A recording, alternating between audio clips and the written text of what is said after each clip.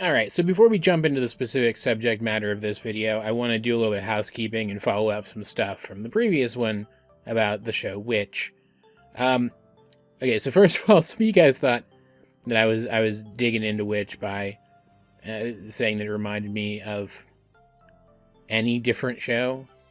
I wasn't. I just thought it was funny that when I was a kid, I used to sometimes get Witch and Winx mixed up because they were airing at roughly the same time. In fact, if I'm not mistaken, they were on TV in the United States at the same time, just on different networks. And just straight up dropping the bit for a minute. Obviously, I went into these videos knowing what show I was going to talk about in these videos, right?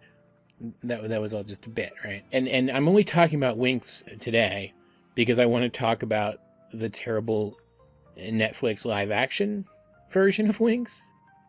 That's coming Saturday. And my main criticism of that is going to hinge on comparing it to the original version. And I decided I wanted to make a whole week out of it, so I needed one more show, and Witch is the show that came to mind. So I talked about that one first, so that I'd have that as a comparison point for this show, and then I'd have this show as a comparison point for that show, the Netflix show, right? If anything, I wasn't making fun of Witch by comparing it to Winx. I was making fun of myself, because straight up I used to mix these shows up. Embarrassingly so. And I was probably harsher on Witch than I needed to be, because when I was a kid I liked it better than Winx. And I kind of expected it to be, you know, some lost gem from my past because of that. Though, I have come to a decision, and this is the other bit of housekeeping I want to do before we move on. You guys have assured me 100% that Witch gets a lot better as it goes. In fact, you guys swear up and down that season 2 of Witch is actually genuinely great, and that the comics are on par with the show at its best, but like on average better than the show was. And I didn't actually thumb through it, but I found some scans of one of the comics, and I skimmed through those a little bit, and I agree, the characters seem to be more fleshed out in the comics. And the pacing seems to be a little bit better. So I've decided I am going to give the rest of the show a chance. I'm not going to do like episode by episode reviews of it or anything, because I just don't have time for that. And I don't know how long it's going to take for me to watch the rest of it. It's not a terribly long show, but I don't know how long it's going to take me to watch the rest of it. But I am going to watch the rest, and whenever I get done, I am going to talk about the show again as a whole and update my thoughts. It's just you guys were so adamant that it is a better show than I was giving it credit for, that I couldn't really help myself. I also want to point out very briefly, as I was looking for assets to make the thumbnail for the My 2 Cents on Witch video, I actually stumbled upon an old fan site for Witch is still active. Well, active is probably the wrong word. It's not active. It still exists online. You can still get to it without the Wayback Machine. Not exactly the same thing, but it's probably the closest you can hope for a website that probably went up in like 2004 or 2005, right? It's an old Angel Fire site called Crazy for Witch, and while some of the links are broken at this point, there's still some content on there, and I wouldn't call it like an amazing website or anything, but you can tell whoever put this website together really loved this show. And straight up, I kind of love it a little bit more just for having experienced it vicariously through this person, even to the small degree that I have. Also, apparently, the rebel leader is not actually voiced by Dante Bosco. He's just voiced by somebody who's, I guess, doing a Prince Zuko impression, because he straight up sounds exactly like Prince Zuko. Frickin' voice actor embarrassing me in front of YouTube. I guess this means I'm going to have to actually look stuff up before I state it definitively in my videos. Yeah, I'm totally never going to do that. But yeah, you guys have convinced me I am going to be giving Witch another chance. And I just wanted to let you guys know that before we jumped into the specific content of this one. That said, I do stand by my assertion that Witch and Winx Club feel similar, at least on the surface. Like, there are similarities that I didn't even mention in that little framing device bit at the beginning of my last video. Stuff that I wasn't sure I was remembering correctly, and couldn't be sure that I was remembering correctly until I went and watched a few episodes of Winx. But now I can confirm that, yeah, I was remembering those things correctly. And so on top of all of the similarities that I already mentioned last video, there's also the fact that both of these shows exist in a multiversal universe with a whole bunch of different worlds. Both involve a magical barrier which separates the magical from the mundane as a plot point. And both shows have an introductory pair of episodes which end with one of the characters naming the specific group of characters a thing which begins with W. Winx also, like Witch, definitely feels like it's trying to ape Sailor Moon a little bit, though even more so than Witch, I think. But I also, weirdly enough, kind of dig the magical girl designs of the Winx girls more than the Witch characters. They just feel more unique from girl to girl. Like, straight up, looking at these two shows, my first assumption would be that one of these shows was made to capitalize on the popularity of the other. And yet, looking at their Wikipedias, it seems like these two properties were in production at roughly the same time. So I don't see how that's even possible. It's just a straight-up coincidence that these two shows, with all of these similar elements, came into existence at roughly the same time. There are, of course, differences between these shows as well. This one's way more colorful. Like the entire world feels like it was designed to be as eye-catching as possible, up to and including the fact that the magic effects in this are very... What's even the word? Flashy is too kind a word. Like, they don't look bad, but they definitely feel like they're on a separate layer of animation from the rest of the show, if you know what I mean. There are a lot of glowy light effects, obnoxious sparkles, and I'm pretty sure even some CG in there a little bit here and there for the magic effects. And like, I don't hate it. It looks fine. It all looks interesting. The magic in this show looks very varied and interesting in general. It's just it doesn't incorporate into the animation very well at all. It actually reminds me of a show. What was it called? It was a really bad anime from a few years ago. Handshakers? Was it called Handshakers? Yeah, it was definitely called Handshakers. This is a really mean comparison to make, because Handshakers is absolute garbage trash television. Like, one of the worst things I've ever had the displeasure of experiencing. But straight up, the style of animation in this show reminded me of the style of animation in that, which hurt my enjoyment of this show. I would have enjoyed this show more if it hadn't reminded me of Handshakers even slightly. So I guess take these criticisms here with a grain of salt and blame Handshakers for them. Didn't Handshakers get a sequel too? Yeah, it did, didn't it? Why? Sorry, I'm getting distracted by terribleness. And even if the animation is a little disappointing, the world itself is interesting.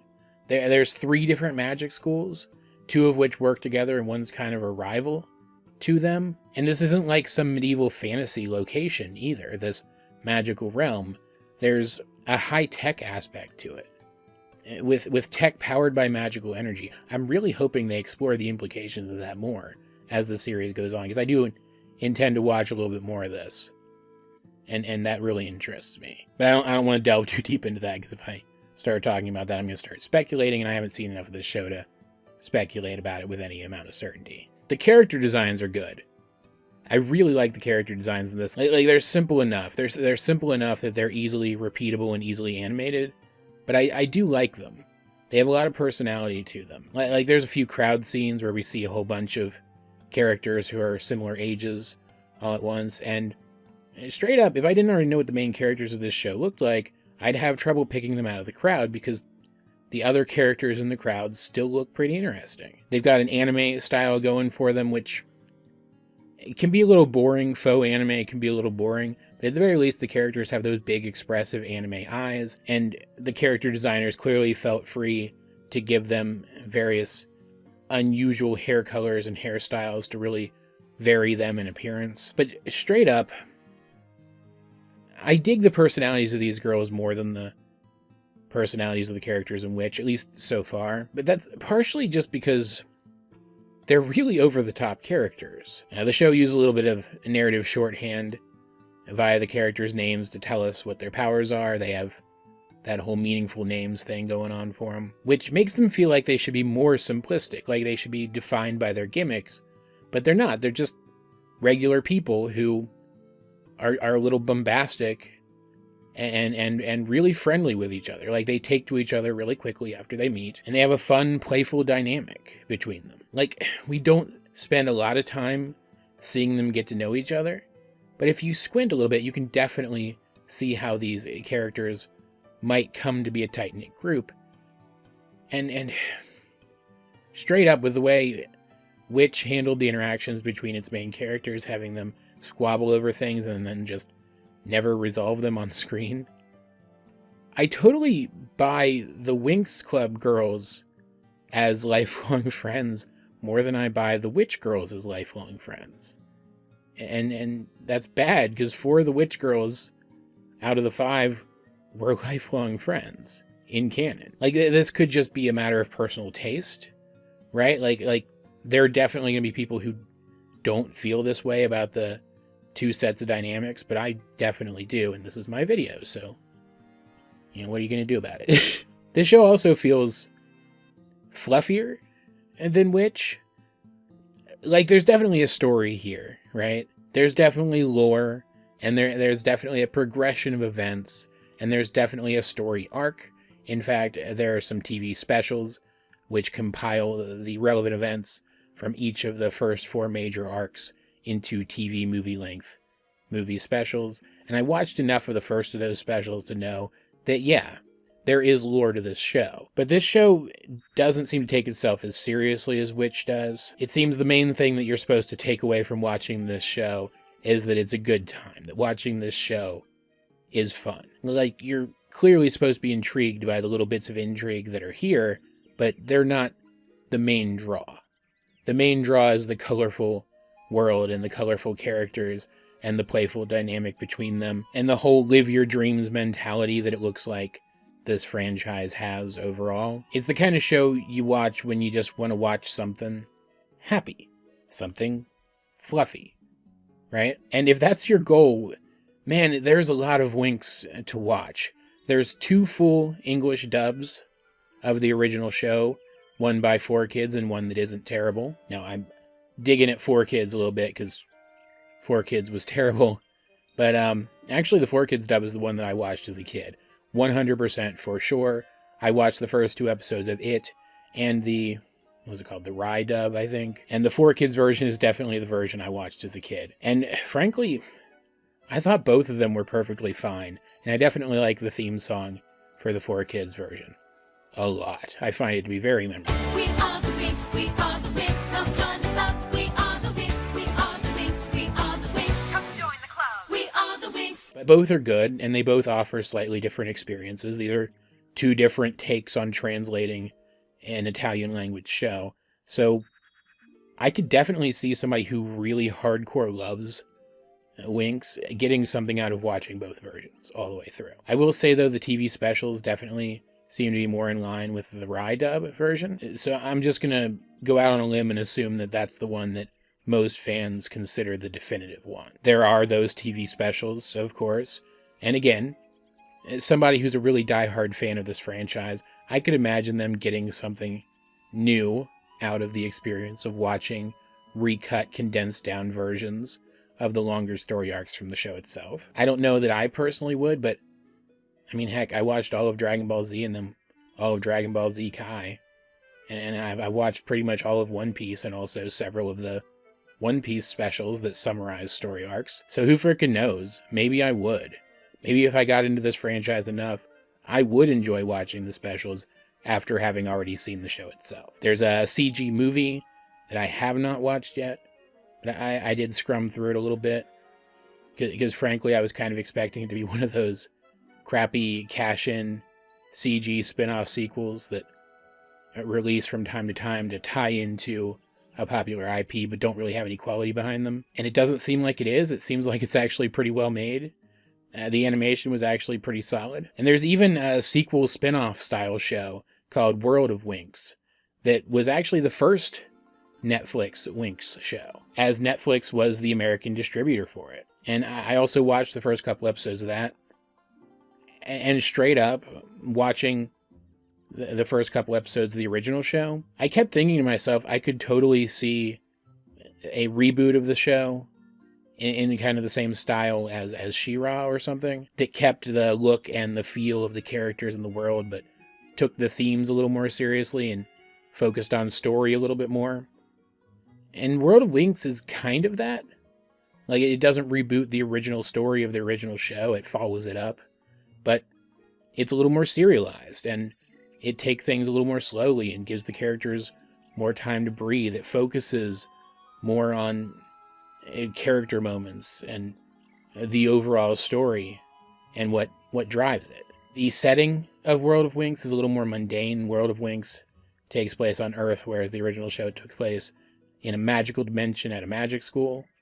But it feels like a version of Winx that's meant to be taken a little more seriously. The themes of the show are explored in a little more detail here. The premise of the show being that the Winx girls are now the talent scouts for and the stars of a reality show where they go out, find different talented individuals, and try to help them achieve their dreams. And based on the first couple episodes of the original show, it definitely seems like one of the themes was follow your dreams. It seemed like it wanted to be a little bit inspirational, helping to inspire people to find the drive to follow their dreams, and it definitely feels like World of Winx is going to follow in the footsteps of that, while also exploring that theme in a little more detail. It keeps the playful nature of the relationship between the girls. Their personalities are just as in-your-face and bombastic as ever, and I find them all pretty likable. Their designs are fine. The animation is basically just the animation from the original show, but more modern. So there are some elements of it that I definitely don't love, but overall it looks perfectly acceptable. And while the setting does necessitate that they don't use their magic as much in this one, there was still some magic stuff in here, and I'm really interested to see what the motivations of the villain are. The villain being someone who keeps taking these talented people and capturing them and taking them off to parts unknown, and I don't know why. It's hooked me. Like there's a lot of this franchise to explore, is my point. But the overall vibe of it is bright and fluffy and happy and inspirational. There's definitely enough story and lore here to take those concepts and roll them into a more story-driven show that takes those themes very seriously and explores those themes and also the implications of the world building in a similar way to what She-Ra and the Princesses of Power did relative to the original She-Ra show. And a reboot of Winx that does those things could be really freaking great. Which is why it's so disappointing that Fate, the Winx Saga, the recent live-action Netflix adaptation, does none of those things. But that's the subject of another video. This video probably feels kind of disjointed. I'm trying to give you guys an idea of my first impressions of this franchise, and like I said, there's a lot to this franchise, but just to reiterate, the name of the game here is fun. This is a fun franchise. The clear intention behind this one was to be bright and cheerful and make people happy. And even via my limited exposure to it, even though I definitely feel like there are places where this could be better, just like in all iterations, it could be better, it made me happy. I had fun watching this. But that's been my 2 cents on this topic. As per usual, I'd like to know, what do you guys think of Winx, of the entire Winx franchise, save for Fate? I'd like to keep discussion of Fate to the next video this Saturday. But what are your thoughts about the rest of Winx? Do you love it? Do you hate it? Did you ever get it mixed up with Witch like I did when I was younger? Please say at least some of you did, so I feel less stupid. Now let's get a discussion going in the comment section down below. And while you're down there, you might as well like the video and share it with anyone else you think might enjoy my content. Subscribe if you haven't. I'm trying to get myself out there, and I'd really appreciate it if you guys could help. You can also check out my social medias. Links to those will be in the video description. But either way, this has been AJ22, and I will talk to you guys later.